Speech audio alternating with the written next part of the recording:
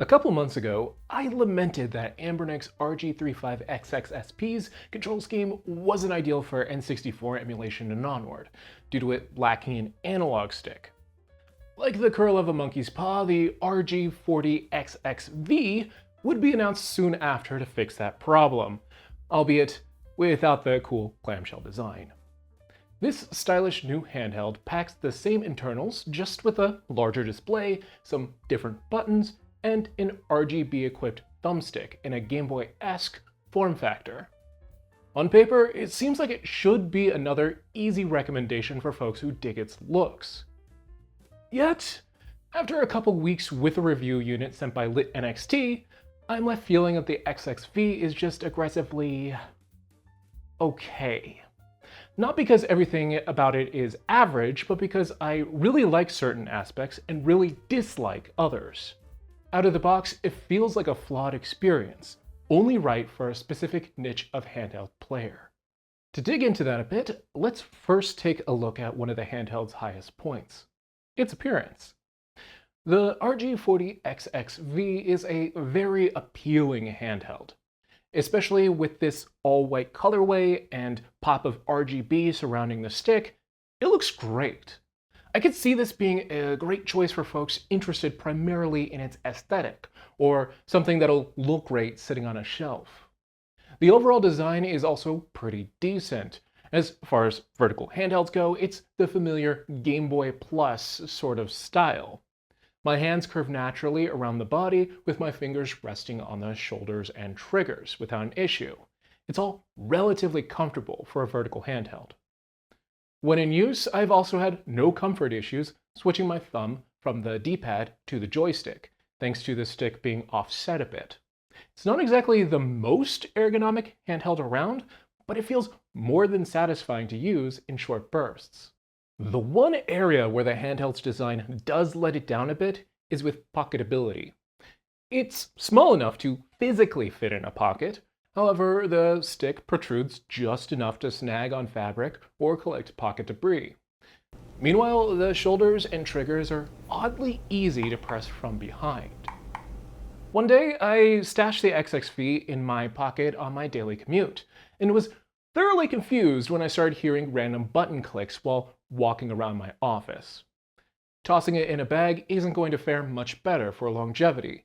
It really needs its own case. Which, at that point, it's facing a losing battle against my other handhelds, which either don't need a case or are more comfortable to fit in a pocket. Still, it's not entirely a deal breaker for me as long as the device feels good to use. I play plenty of my handhelds at home, after all. Fortunately, alongside generally feeling comfortable to play, the action buttons and thumbstick feel satisfying to use. The action buttons in particular are a real standout amongst the input Anbernic's gone with here. They're a bit rounded with a satisfying amount of springiness. I've tended to get a nice bit of feedback from them. Even as someone who prefers clicky buttons in general, I'd love to see these adopted on other handhelds. They just feel good to use. Likewise, I kinda dig the thumbstick here. To be clear, it's not the best I've ever used, it being a Joy-Con stick with even more limited range due to the thick RGB ring around the stick gate isn't great, at least on paper. However, in practice, for this specific form factor and the angle that I'm moving the stick, it's fairly comfortable. The all-winner H700 inside is more than enough to play most Dreamcast, PS1, and PSP titles. I've not felt any restrictions playing games from those systems while using the thumbstick. I'd always prefer more range and a taller stick, but it's perfectly serviceable considering the height and angle my thumb tends to approach the stick. If anything, I would have loved them to shave it down even more and just give me a 3DS style slider. Where the downsides of this system really start to show is with the D-pad. Now, I've seen a lot of folks online calling this the perfect D-pad, or one of their favorite parts of this handheld. And it's extremely confusing to me. This D-pad is squishy and lacks any sort of feedback before it bottoms out. It's also been ridiculously easy to trigger false diagonals, and on multiple occasions, both my wife and I have experienced missed inputs. It honestly feels like Anbernic took the Powkitty V10's D-pad and made it worse. I don't enjoy using it, and given that these sorts of machines thrive off emulating D-pad-centric consoles, it's really made me put it down in lieu of other devices. Similarly, the shoulders and triggers aren't great. They're comfy, but they're also clacky in this awkward way that makes the entire handheld feel hollower and cheaper. The close proximity of the triggers to the shoulders has also led to a lot of unintentional inputs on one set of buttons when I've meant to hit the other. It's even more awkward when realizing that, when combined with the menu button, there are also hotkeys that trigger fast forward or swap save states. I don't necessarily hate them, but they're by far the loudest component to this device and subtract from the overall enjoyable feel of the device. I almost wish they would have gone with the XXSP's buttons instead, to be honest. As disappointing as all those factors are, I could probably overlook a lousy D-pad and loud shoulders if gameplay and software was solid. And, well, as I said before, Dreamcast, PS1, and PSP work great, as well as the expected lower-powered consoles like SNES and Game Boy Advance. The 4-inch 480p IPS display included here looks fantastic. Its 4:3 aspect ratio is just about perfect for most of the systems this device can handle, except PSP, which feels a bit cramped. If you're someone looking for a great 4:3 display on a handheld, the XXV has you covered. Unfortunately, not all systems run the same. N64 emulation in particular is pretty rough. Most games run full speed, but there are a ton of issues with textures popping in and out, lighting feeling wonky, or models appearing to tear. It's rendered many games I'd love to play uncomfortable to play. Not to mention, there aren't quite enough buttons to play all games comfortably due to it only having a single stick. This is sort of an issue with PS1, but only a few games come to mind that actually require dual sticks.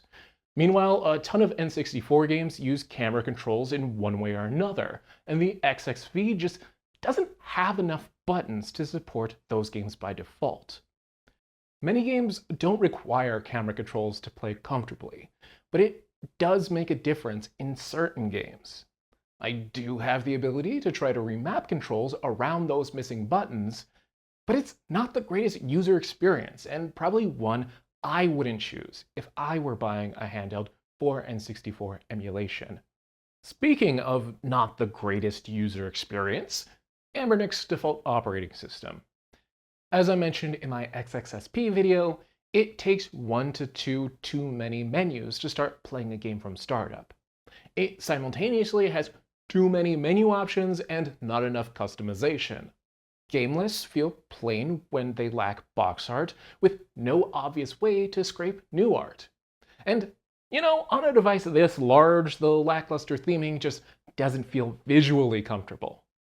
There's also this odd glitch where exiting a game results in a bunch of systems going missing from the main menu, and all games not being able to be launched. This happened many times during testing, and 3 or 4 times while recording this B-roll.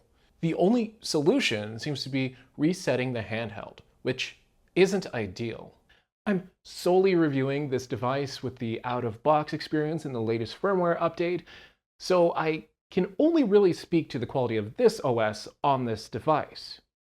However, after this review, I'm probably going to install custom firmware, which highlights a bit of tension I have about the RG40XXV. It looks great, has a great display, and has all the elements of a device to bridge the gap between the cheapest handhelds and the more fully featured mid-range options. Yet, in practice, it squanders that opportunity by having a ton of small issues that add up to a handheld I'd hesitate to pick up over the dozens of others I have lying around. And that's really the vibe here. At the XXV's price point, you could probably pick up either a better feeling handheld with a bit more power, like the TrimUI Smart Pro, or at least one with a bit more buttons for N64 emulation, like the RG40XXV. The handheld market is hyper-saturated right now, and there are few reasons why any of us need to settle for something underwhelming. Still, there might be reasons why someone might pick up an XXV despite its issues. If someone's looking for a compact, vertical handheld with a good-looking 4x3 display, appealing design, and a single thumbstick, there aren't really any notable alternatives on the market without jumping a few price tiers to Ayanneo's Pocket DMG. By catering to a specific niche design, Anbernic will likely find a good chunk of folks willing to overlook some technical issues in order to get exactly the form factor they're looking for. If that's you, I'd just recommend hunting down custom firmware when you can, and maybe finding some way to modify the D-pad to make it feel more tactile. You shouldn't have to do that, though, with a handheld, but that's the kind of state of things with the XXV. As for me, I'll probably give the XXV one more shot when there's custom firmware support. I'll let you all know if it actually improves things, by the way. Otherwise, I'm more than happy to get back to gaming on my TrimUI Smart Pro. Those are my thoughts, though. Now's the time when I ask for yours. Are you interested in picking up the RG40XXV and have additional questions? Or are you someone who already owns an XXV and has thoughts of your own? Let me know down in the comments. As always, if you found this video helpful or informative, go ahead and give it a like, then get subscribed for more handheld reviews in the future. This video was made possible by a review sample provided by LitNxt. Beyond asking that I feature their website in the video, they had no editorial input and are seeing this video for the first time alongside y'all. If you're interested in picking up an XXV, I'll have links to their store listing in the video description, alongside a discount code and some additional handheld options to consider. That's going to be all for this video, though. Thank you so much for watching all the way until the end. Until next time, catch you later.